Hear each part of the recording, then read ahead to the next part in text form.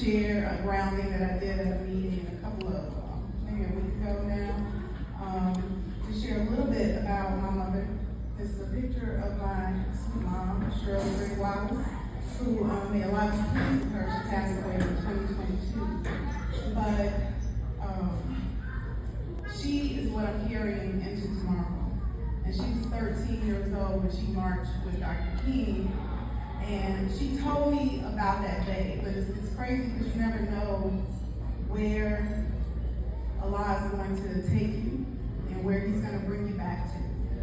And so for me to be working for the Inner City Muslim Action Network, moving from all around the country, Minneapolis, I live in Minneapolis, Nashville, and to move to Atlanta to work for Iman, and then to be back here on this, incredible anniversary, and then bringing my son Muhammad, who's 15.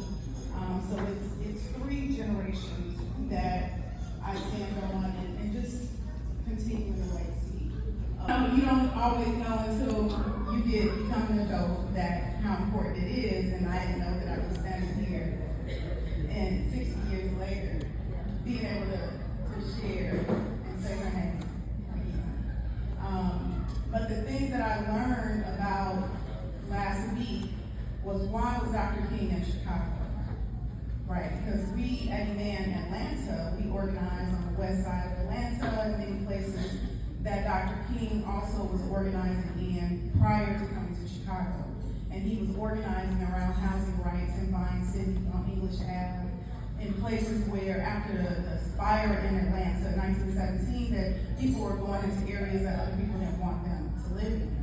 And they continued to live sometimes in deplorable conditions, but they stayed in those communities, and he organized around that. And he moved him and Coretta, they packed up, they moved into a really rundown tenement on the west side of Chicago, because he couldn't stand for something that he couldn't live in himself.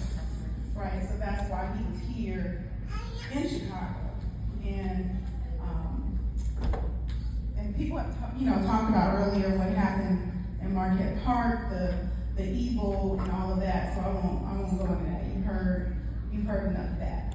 But the connection between Atlanta and Chicago is a profound one, in terms of Atlanta being the home of, when we say the home of the civil rights movement, and being able to bring that here, and King being here, and us being here, her niece being here tomorrow to speak also as another generation of the legacy of her father is incredible.